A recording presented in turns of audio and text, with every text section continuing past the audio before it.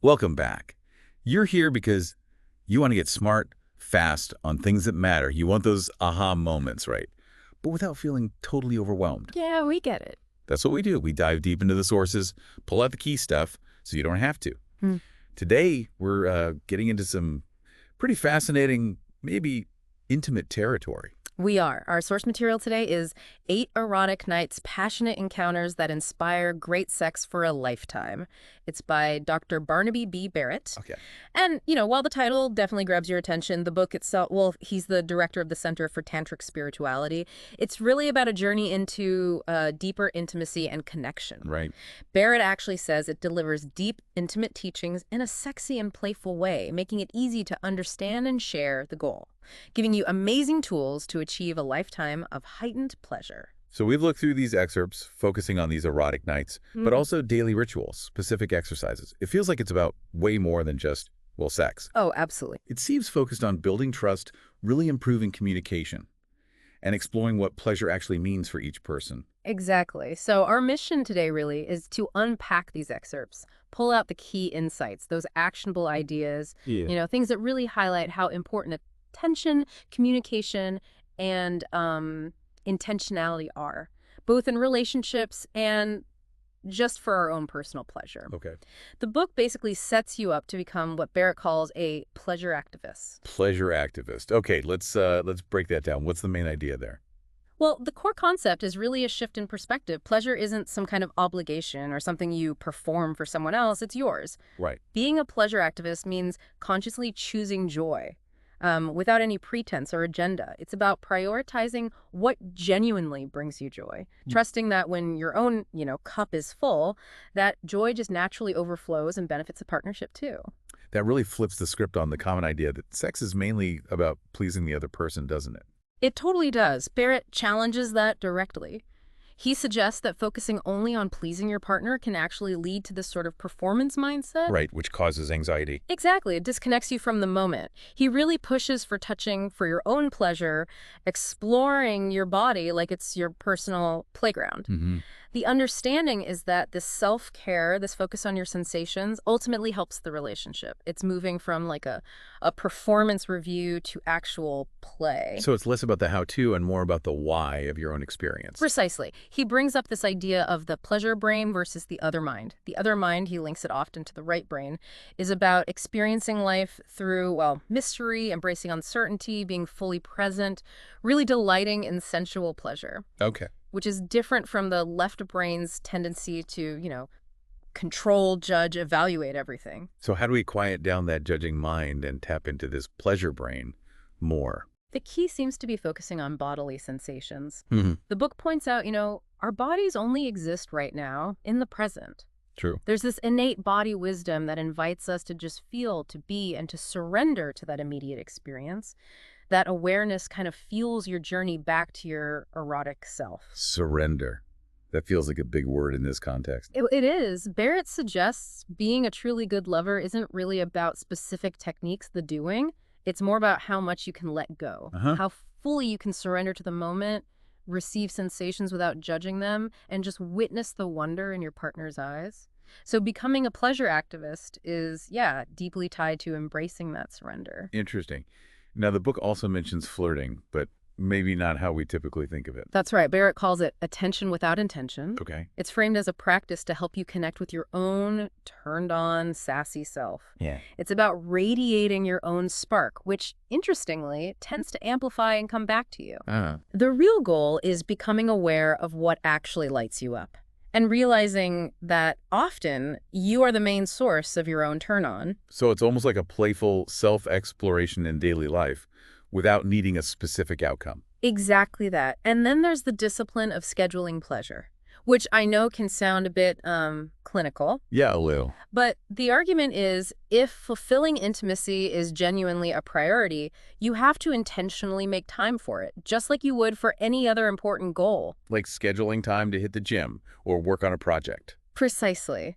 The book suggests setting aside a few minutes daily and dedicating at least 8 specific evenings over, say, the next few months to really deliberately explore intimacy.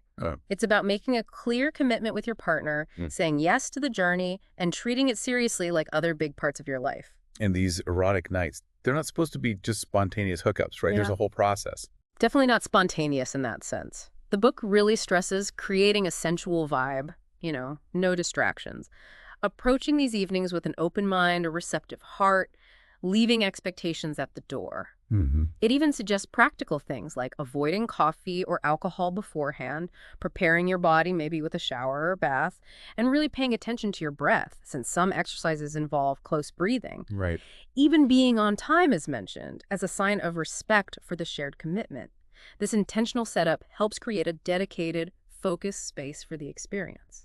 That sounds like setting the stage for something truly different. Now, beyond these big nights, there's the daily erotic ritual. Why put something like that into the everyday mix? Well, the daily erotic ritual, it's short, maybe 8 minutes total, but it's designed as this regular practice to help you shift gears from the day's chaos, set a fresh intention, and consciously step into what he calls expansive body time. Okay. Think of it like a joyful daily workout for your erotic awareness. It builds a solid foundation for those longer erotic nights. Yeah. It has 3 parts. All right, let's walk through those. What's first? First is weather reporting. It's 4 minutes total. Each partner gets 2 minutes to share their emotional state or just describe their day using like weather terms: sunny, cloudy, stormy. Interesting. And the key thing is the listener just gives their full, focused attention. No interrupting, no feedback, no judgment, not even encouragement, just listening. Wow, that sounds surprisingly powerful. Just having that quiet space to be heard. I can see how that could cut through a lot of the usual noise in a relationship. It really can. The book notes we often don't feel truly listened to, so this practice can be this incredibly validating gift. It teaches you to listen with real presence without feeling the need to jump in and fix things or give advice. Yeah, okay. What's the second component? That's release and set intention. Super quick, just 1 minute total, 30 seconds each. You say out loud something you're ready to let go of right then, and something you want to intentionally invite into your life. It's like a mini mental reset. Exactly, like a little mental and emotional cleanse, followed by consciously focusing your energy.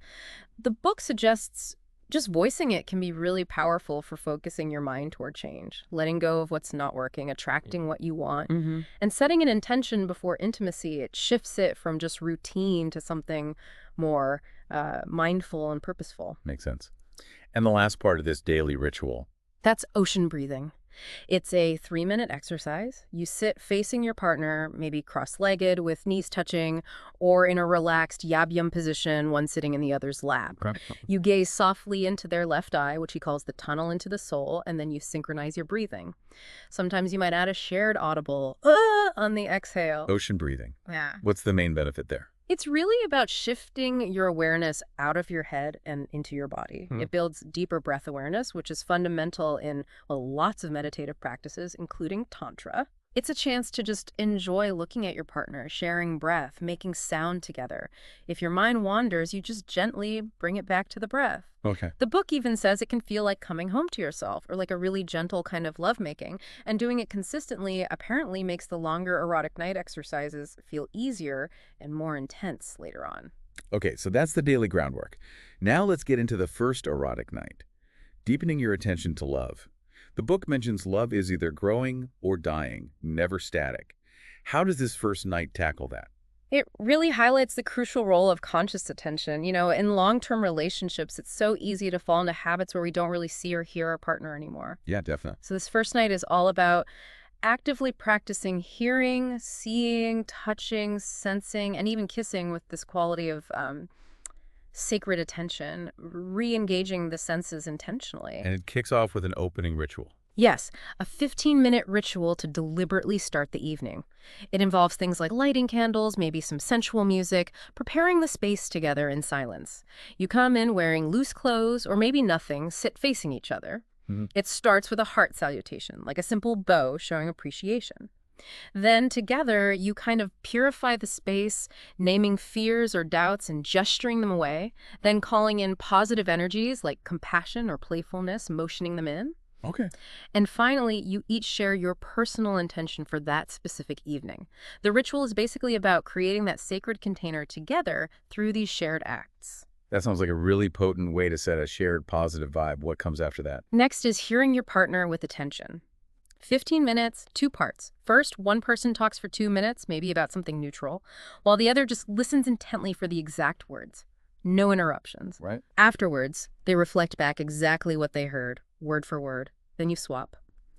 The second part, you talk for just 30 seconds on another neutral topic, and the listener paraphrases the essence of what was said. Then you get feedback on how accurate the paraphrase was.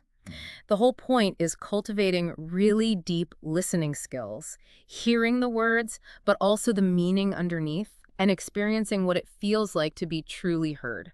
I can definitely see how that focused listening would build a real sense of being understood. And then it shifts to seeing your partner with attention. Yes, a 20-minute exercise exploring the actual feeling of giving and receiving attention. Mm-hmm. You sit facing each other, one hand gently over the partner's heart, like an ocean breathing. Okay. You take a sec to check in with yourself. Can I give my full attention? Am I willing to open my heart and receive theirs? Then, taking turns, the sender breathes in, visualizes gathering their attention, breathes out, and consciously sends that attention into the receiver's heart. After both have been sender and receiver, you each take a couple of minutes to share what you felt sensations in your body. Did giving or receiving feel easier? It's about that conscious, energetic exchange. Making the act of seeing and being seen very intentional, very felt. What about touch? That seems pretty fundamental. Absolutely. The next exercise is touching your partner with attention, caressing. 40 minutes total, so 20 each.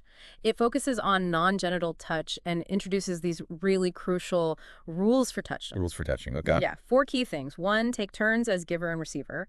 2, touch for your own pleasure, not to perform or get a reaction from your partner. Back to that pleasure activist idea. Exactly. 3, focus intently on your own sensations while touching. And 4, touch for the journey itself. No goal like arousal or orgasm. Okay. The receiver lies down comfortably. The giver explores non-genital areas, light caresses, focusing on skin, nerve endings, all while staying tuned into their own sensory experience and following those rules. Touch for your own pleasure. Yeah. Yeah, that really brings it back to the core concept we started with. It really does. It's about your own sensory exploration, trusting that your genuine joy and presence will be felt. After that is body bonding. Another 20 minutes. You just lie together, maybe spooning, comfortable positions. Mm-hmm. You bring attention to your breath, the simple feeling of connection, no expectation of sex. It's about expanding awareness to subtle body sensations, noticing desire maybe ebb and flow without judging it or needing to act, just being physically present together. So a chance to just feel close without an agenda. Yeah. And then comes the tantric kiss. Yes, a 20-minute exploration of a very specific kind of kiss. The book suggests the woman might sit gently on the man's lap, classic yum-yum pose. Okay. You gaze softly into each other's left eye, sync your breathing, then loosely bring your lips together with little open spaces between them and breathe in and out together. It's described as a divine exchange of essences, potentially leading to altered states. The actual kissing part is maybe 8 minutes initially. Then you talk about the experience afterwards. It's way less like a typical makeout session, more meditative, energetic. Sounds like a very different way to experience intimacy, focusing on subtlety and shared presence. And this first night ends with a closing ritual. Yes, 10 minutes where you kind of design your own way together to gently transition back to, normal reality. The book also reminds you to respect confidentiality about what happened in your sensual space and to honor the agreement not to have intercourse on these erotic nights. This first one is really about building that foundation of truth and trust. Got it. A very structured first night. Night 2 shifts focus to using honesty as an aphrodisiac. How does that play out? This night is all about the power of honest communication to actually enhance intimacy. It introduces a structured 4-step process called coming clean. Okay, coming clean? Yeah.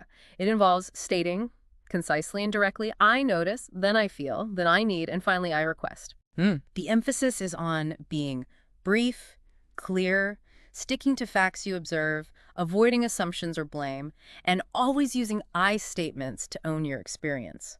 The goal is to communicate observations, feelings, needs, and specific requests honestly, but also in a way that's easy for your partner to hear. That sounds incredibly useful, even outside of intimate relationships. Oh, definitely. The book encourages practicing it, helping each other refine the wording.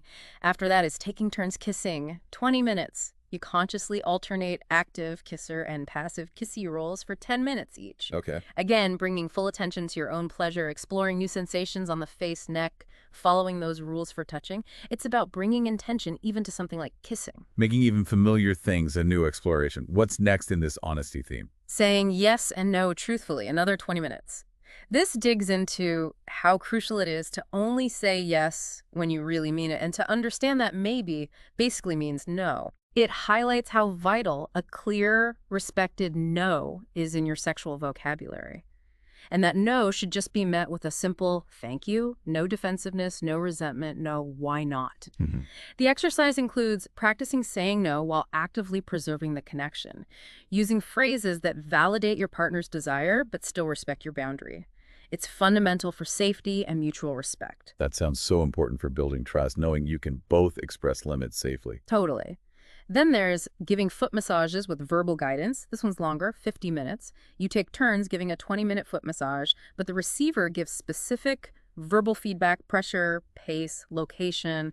So guiding the touch. Exactly. It's about cultivating conscious touch and clear, direct communication about what feels good. It goes beyond just passively receiving. You're actively guiding your partner to what brings you pleasure. So active participation in your own pleasure, even when receiving. And night 2 ends with a hot seat game. Yes, 10 minutes. You alternate asking and answering wildest, funniest, sexiest, and most serious questions for 5 minutes each. The questioner just listens attentively, no judgment, no interrupting. The answerer commits to being truthful.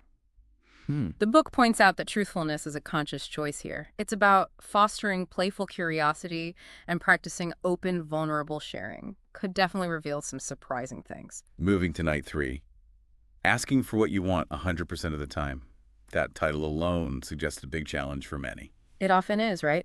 The book looks at why we hold back fear of vulnerability, shame, focusing too much on how our partner might react. Yeah. Then it contrasts that with the tantric view, where desires are seen as positive, connected to our wholeness.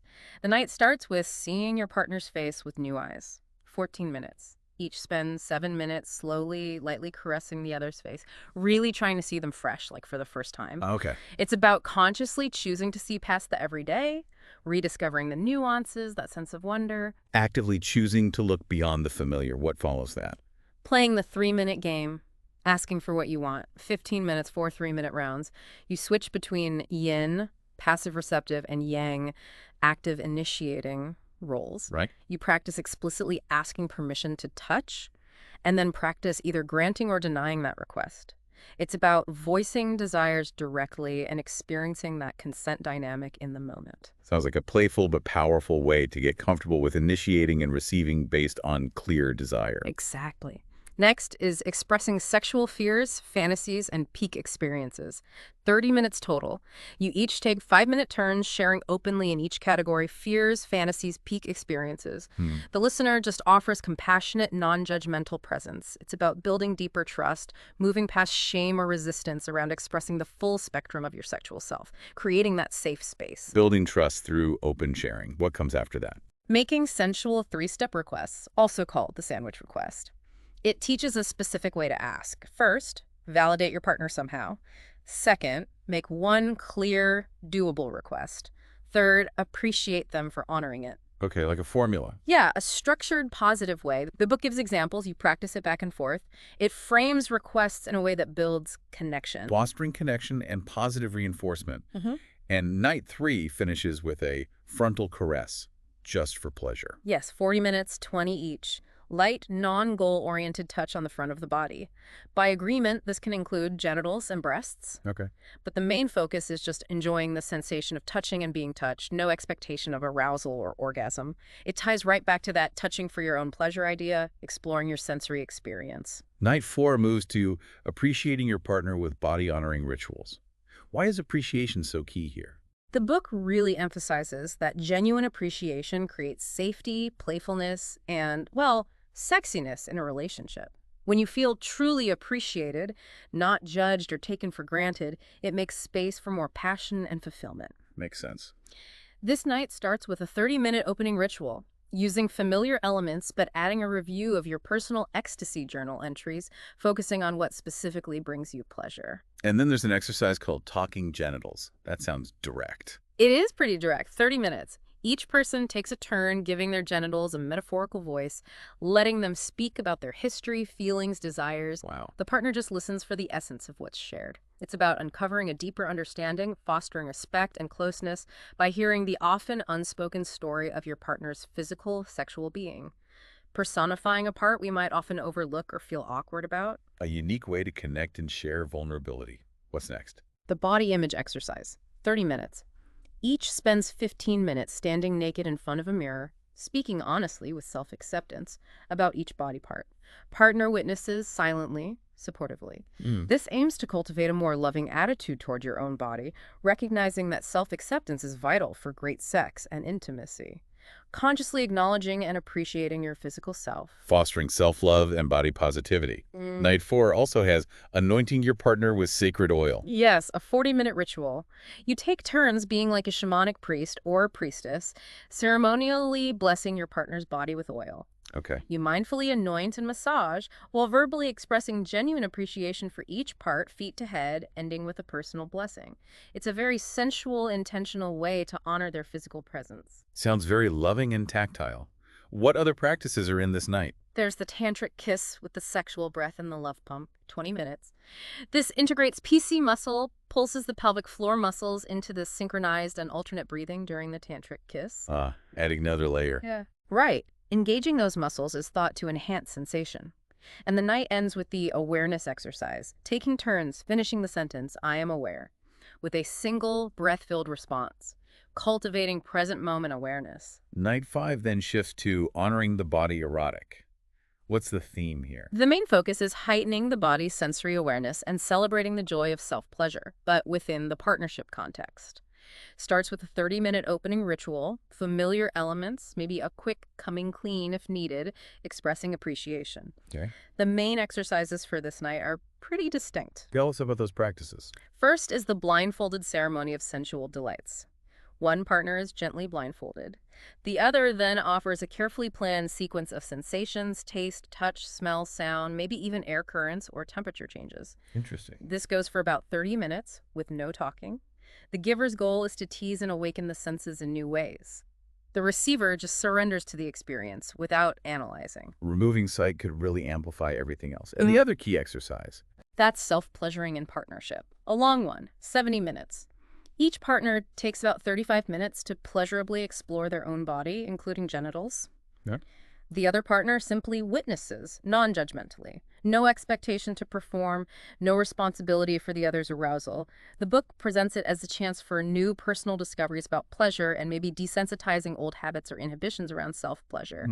Being witnessed in that vulnerable state of self-arousal is apparently quite profound for connection for many people. Sounds potentially liberating, even educational, within the relationship. Night 6 then takes a big turn. Healing your partner with erotic genital massage. What's the intention here? The book frames this kind of intentional genital massage as a powerful way to address and maybe start healing past sexual disappointments or shame. Right. It recognizes that our tissues can hold on to negative emotional memory, especially in the pelvis, which can numb sensation or block pleasure. The main goal is to gently invite more ease, joy, and grace back into intimacy by softening any physical or emotional armor around the genitals. And this uses a combined ritual from previous nights? Yes, starts with a 5-minute tantric kiss with sexual breathing and PC pulses, then 30 minutes of general body caressing, each taking a turn, then the core. The 35-minute healing genital massage, done in turns for both female and male partners. Okay, let's get into the specifics for the female healing massage. Key steps, intentions.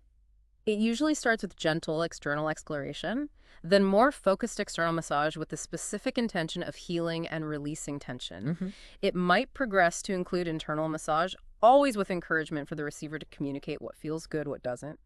The giver maintains that clear intention of healing and nurturing, not just arousal for intercourse. It ends by slowly easing off the touch, returning to stillness. And how is the male healing massage different? The emphasis is also strongly on releasing any agenda about getting hard or having an orgasm. It involves gentle exploration of the scrotum, the penis, followed by slow, gentle massage of the penis itself, maybe in non-habitual ways. Okay. Often includes focus on the perineum, that area between genitals and anus, sometimes called the hidden penis. Throughout, the goal is connecting genital sensations to the whole body with mindful touch. Again, focus is pleasure reception and healing, not performance or outcome. It sounds like a very intentional, potentially vulnerable act of deep care. Night 7 goes in another direction, playing with power and surrender. Why explore these dynamics? The book suggests that exploring power and surrender, when done safely, consensually, playfully, can actually deepen love and bring novelty and excitement. Hmm. Tapping into those innate tendencies, enjoying some control, but also the pleasure of surrender can help break rigid roles, open up more adventurous loving, increase spontaneity. And the main activity is the yin-yang game. Yes. One partner is yang, making wishes, expressing desires. The other is yin, focusing on fulfilling those wishes. Then you swap roles. Okay. So both partners experience both sides. It helps tackle inhibitions about asking for things and explores the pleasures of both leading and willingly surrendering to serve and nurture. How does the game actually work? It starts with each person privately making a yang list. Everything they desire the other to give or do, no censoring. The book gives tons of examples: sensual, playful, sexual. Right. Then you exchange lists. You look at your partner's list and prioritize what you're most willing and able to fulfill in the agreed time, maybe underlining, numbering, even scheduling things. You also share your full list with your partner. So you clearly state desires, then let your partner lead in fulfilling them. A very direct way to communicate needs and experience giving and receiving structurally. What else is part of this night? There's an initial 15-minute role play. Each partner acts as the other, mimicking mannerisms during the daily erotic ritual, maybe even wearing each other's robes. You enter the space in character, hug, gaze, kiss as if you were them. Try the weather report in their voice. Then comes the main 75-minute yin-yang game session. Yang directs, yin surrenders and fulfills. The book stresses appreciating the yin partner's surrender and remembering that #1 rule: do what brings you pleasure for both. Afterwards, you discuss the role play and the game. It even suggests maybe trying it over a whole weekend. The final night, night 8, is about evolving your erotic agreements. Sounds like making the learning stick. Exactly. It's about openly tackling any challenging issues that came up and creating clear, explicit agreements for a more fulfilling erotic life. Starts with a longer daily erotic ritual, adding pauses and PC pulses to ocean breathing, gentle spine movements with the breath. And the main focus becomes these sexual agreements. Yes. Moving past unspoken expectations into conscious, negotiated agreements about your sexual relationship. Creating your own personalized rulebook of erotic do's and don'ts that works for both, knowing it can evolve. The book gives examples of topics: specific sex acts, frequency, timing, areas for exploration, media, resources, attractions, fantasies about others, even non-monogamy possibilities. It mentions the ethical slut as a resource there. So actively shaping your sex life through open talk and consent. Moving from awkward silence to clear agreements, what other exercises are in this last night? There's an identifying me and not me exercise. Draw a circle. Top half: list qualities that strongly identify you. Bottom half: things less central to your core identity. Then share and discuss. Helps clarify individual sense of self in the relationship. The final 35 minutes are then for collaboratively designing your own personalized erotic play, using all the tools and insights gained, guided by your new sexual agreements. Sounds like a powerful culmination, putting it all into practice. Exactly. The 8 nights are presented as this progressive journey, building truth and trust, empowering you to reveal authentic desires and bring vibrancy and honesty back into intimacy. So wrapping up our deep dive into these excerpts, what are the biggest takeaways for listeners? Well, first, I'd say the huge power of conscious attention in everything intimate, often underestimated. Right. Second, the potential of honest, clear communication, especially about needs, desires, boundaries. Third, embracing and expressing desires openly, without shame. Fourth, the immense value of mutual appreciation and intentional body-honoring rituals for creating safety and love. Fifth, exploring your own sensuality, self-pleasure within partnership. Okay. Sixth, the possibility of healing past wounds through focused touch and compassion.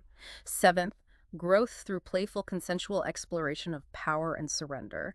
And finally, seeing erotic agreements as this ongoing, evolving framework for a dynamic, fulfilling, intimate life. Yeah. Ultimately, it really comes back to becoming that pleasure activist, taking deliberate steps towards deeper connection and a richer personal experience of pleasure. It's clear this is just scratching the surface, really. A lot to explore further, maybe even try out with a partner. Thanks so much for walking us through all this. My pleasure. It's fascinating stuff. Definitely. Now, for a final thought today, just consider this. How might integrating even one of these practices, maybe just the daily weather reporting, or consciously using coming clean for a need, or even just applying the rules for touching, with more awareness, how might that shift your approach to intimacy and self-awareness? What idea resonated most with you? What sparked your curiosity to learn more? Remember, this journey of erotic discovery, personal growth, it's really a continuous one.